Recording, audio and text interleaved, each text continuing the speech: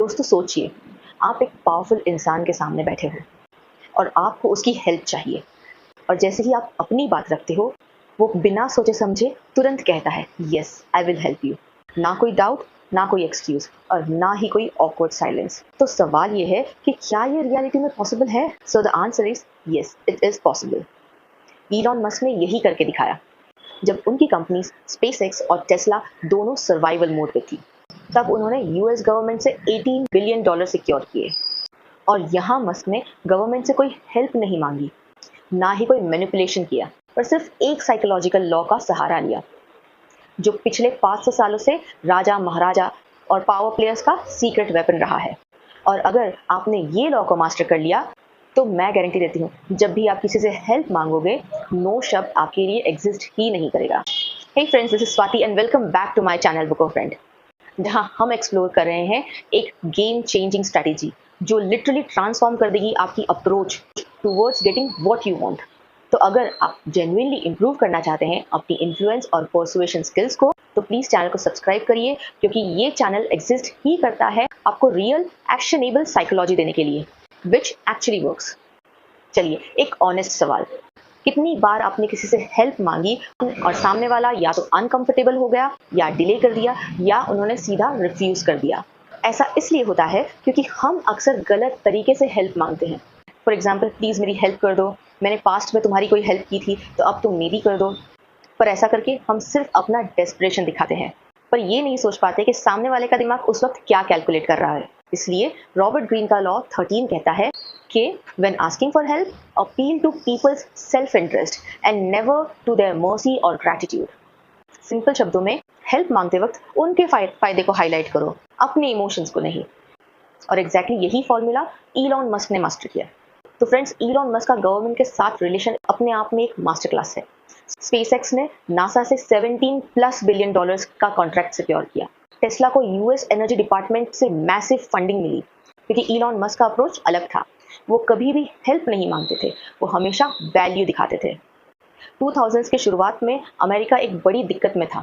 उनके पास अपने रॉकेट्स ही नहीं थे जो एस्ट्रोनॉट्स को स्पेस में भेज सके। अब सोचो जरा, दुनिया का सबसे पावरफुल कंट्री भी स्पेस के लिए रशिया के रॉकेट्स रेंट करता था। तो प्रॉब्लम ये थी कि अगर कल को रशिया मना कर दे या प्राइस बढ़ा दे, तो अमेरिका का स्पेस प्रोग्राम कोलैप्स हो जाता, जो एक डायरेक्ट नेशनल सिक्योरिटी थ्रेट था। तभी इलॉन मस्क ने एक बोल्ड प्रॉमिस रखा कि स्पेसएक्स अमेरिका को अपना खुद का रॉकेट सिस्टम देगा, जिससे उनको रशिया पर डिपेंड रहना ही नहीं पड़ेगा। और सिर्फ इतना ही नहीं, he said I will do it 90% cheaper than what you are paying now. और यही सबसे बड़ा गेम चेंजर था। अमेरिका को मिली इंडिपेंडेंस, पैसा भी बचा और स्पेस रेस में ग्लोबल लीडरशिप भी सिक्योर हो गई। यानी मस्क ने उनकी सबसे बड़ी प्रॉब्लम को एक एडवांटेज में कन्वर्ट कर दिया। अब टेस्ला की ही कहानी देख लीजिए। जब अमेरिका के सामने उस वक्त दो बड़े चैलेंजेस थे, पहला क्लाइमेट चेंज, पोल्यूशन पीक पर था, और दूसरा एनर्जी इंडिपेंडेंस, पेट्रोल डीजल के लिए मिडिल ईस्ट पे डिपेंडेंसी। ये दोनों प्रॉब्लम अमेरिका के लिए नाइटमेयर बन रहे थे, और यही मस्क ने एंट्री ली। उनका टेस्ला पिच क्रिस्टल क्लियर था कि हर टेस्ला कार पोल्यूशन कम करेगी, जिससे अमेरिका की ऑयल डिपेंडेंसी कम होगी, एंड टेस्ला नए हाईटेक अमेरिकन जॉब्स क्रिएट करेगी। यही नहीं, उन्होंने गवर्नमेंट को ये समझाया कि टेस्ला को सपोर्ट करके आप सिर्फ एक कंपनी को सपोर्ट नहीं कर रहे, आप एनवायरनमेंट क्लीन कर रहे हो, इकोनॉमी स्ट्रॉन्ग कर रहे हो, और अपना फ्यूचर भी सिक्योर कर रहे हो, जिससे गवर्नमेंट का पर्सपेक्टिव चेंज हो गया। और अब टेस्ला सिर्फ एक सिंपल कार कंपनी नहीं, एक नेशनल एसेट बन गई थी। तो यहाँ जीनियस आइडिया ये था कि मस्क ने कभी नहीं कहा कि आप मेरी कंपनी को बचा लो, पर वो हमेशा ये कहते थे कि मेरे कंपनी के थ्रू आप अपना देश बचा रहे हो। जबकि 2010 में टेस्ला ऑलमोस्ट बैंकरप्ट था। अगर यहाँ एक ट्रेडिशनल सीईओ होता तो गवर्नमेंट से कहता प्लीज सेव अस, हम एक बहुत ही इनोवेटिव कंपनी है। लेकिन मस्क ने पिच किया कि ये लोन टेस्ला को बचाने के लिए नहीं है, ये लोन अमेरिका की क्लीन एनर्जी ट्रांजिशन को एक्सेलरेट करने के लिए। एंड रोज की डिले का मतलब चाइना आगे निकल रहा है, और वही हुआ, लोन भी मिला और लॉन्ग टर्म ट्रस्ट भी बना। तो लेसन क्लियर है, मस्क ने हमेशा सामने वाले के इंटरेस्ट को सेंटर स्टेज पे रखा, अपनी मजबूरी को एक अपॉर्चुनिटी में कन्वर्ट किया।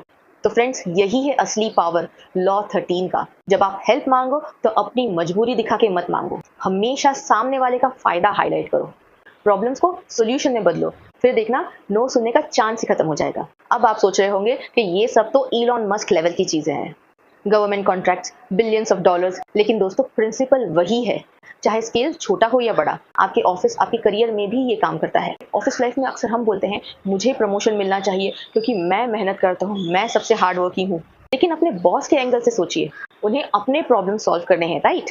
तो आप सीधा उनके इंटरेस्ट को एड्रेस करो। फॉर एग्जाम्पल, अगर आप मुझे प्रमोट करते हो तो क्लाइंट रिटेंशन इंप्रूव होगा क्योंकि मेरे क्लाइंट रिलेशंस स्ट्रांग है और मैं टीम की प्रोडक्टिविटी भी बढ़ाऊंगा, जिससे आपका स्ट्रेस कम होगा। देखा, अब बात सिर्फ आपकी नहीं रही, उनके फायदे की हो रही है। तो पैटर्न सिंपल है, चाहे बिलियन डॉलर फंडिंग हो या बॉस से प्रमोशन, फॉर्मूला सेम है। अपने बेनिफिट्स को साइड में रखकर सामने वाले के बेनिफिट्स को हाईलाइट करो। अब सवाल ये है दोस्तों कि ये लॉ इतना पावरफुल क्यों है साइकोलॉजी के पॉइंट ऑफ व्यू से। सबसे पहले एक ह्यूमन नेचर ट्रुथ, हर इंसान अपने दिमाग में सबकॉन्शियस लेवल पे रिस्क और रिवॉर्ड कैलकुलेट करता है। जब आप मर्सी पे अपील करते हो, प्लीज हेल्प मी कह के, तब आप उनके दिमाग से कह रहे हो कि अपना नेचुरल कैलकुलेशन इग्नोर करो। लेकिन जब आप सेल्फ इंटरेस्ट पे अपील करते हो, तब आप उनके दिमाग के सिस्टम के साथ फ्लो करते हो, अगेंस्ट नहीं। दूसरा, स्टेटस डायनामिक। जब आप किसी से दया मांगते हो, वो अपने आप को ऊपर समझता है, सुपीरियर, लेकिन अंदर ही अंदर एक बर्डन फील होता है। पर जब आप उनके सेल्फ इंटरेस्ट को अपील करते हो, उन्हें लगता है कि वो एक स्मार्ट स्ट्रैटेजिक डिसीजन ले रहे हैं, और ऑनेस्टली ये फीलिंग ज्यादा अट्रैक्टिव है। तीसरा, लॉन्ग टर्म रिलेशनशिप एंगल। जब कोई आपकी हेल्प करता है क्योंकि उसे भी फायदा है, तो उसमें रिस्पेक्ट होती है। लेकिन जब सिर्फ सिंपैथी से हेल्प होती है, तो धीरे धीरे अंदर रिसेंटमेंट बिल्ड होता है। और यहाँ आती है काउंटर इंट्यूटिव ट्रुथ। जितना क्लियरली आप दिखाते हो कि सामने वाले को क्या बेनिफिट होगा, उतना ही वो आपको रेस्पेक्ट करते हैं, क्योंकि ये ट्रांसपेरेंट है, ऑनेस्ट है, और सबसे इंपॉर्टेंट, ये सस्टेनेबल है। तो फ्रेंड्स, लॉ 13 का असली एसेंस सिंपल है। अगर आपको इन्फ्लुएंस करना है तो अपने नीड्स पे फोकस छोड़कर सामने वाले के वांट्स पे फोकस करो। ये सोचना बंद करो कि मुझे क्या चाहिए, ये सोचो कि उन्हें क्या चाहिए। तो आपका होमवर्क यही है, अगली बार जब भी किसी से मदद मांगो, बस 2 मिनट रुककर सोचो, अगर ये मेरी हेल्प करे तो इससे सामने वाले का कौन सा प्रॉब्लम सॉल्व होगा, या उनके इंटरेस्ट को कैसे आगे बढ़ाया जा सकता है। फिर अपनी रिक्वेस्ट को उस एंगल में फ्रेम करो। याद रखो, ऑब्लिगेशन मत बनाओ, अपॉर्चुनिटीज बनाओ। इमोशंस पे मत खड़े रहो, लॉजिक पे खड़े रहो। और चैरिटी मत मांगो, वैल्यू एक्सचेंज करो। तो अगर ये लॉ आपको वैल्यूएबल लगा हो तो वीडियो को लाइक जरूर करिए और चैनल को सब्सक्राइब कीजिए, ऐसे ही साइकोलॉजी के लिए जो रियल लाइफ में काम आती है। और फ्रेंड्स, अगली वीडियो में हम बात करेंगे एक ऐसे लॉ की जो टाइमिंग के पावर को एक्सपोज करता है, कि कैसे सही वक्त पे सही मूव लेना आपको अनबीटेबल बना देता है। तब तक एक चीज याद रखिए, दुनिया के सबसे पावरफुल लोग कभी हेल्प नहीं मांगते, वो हमेशा वैल्यू ऑफर करते हैं। See you in the next video. तब तक stay strategic and stay influential. Bye bye.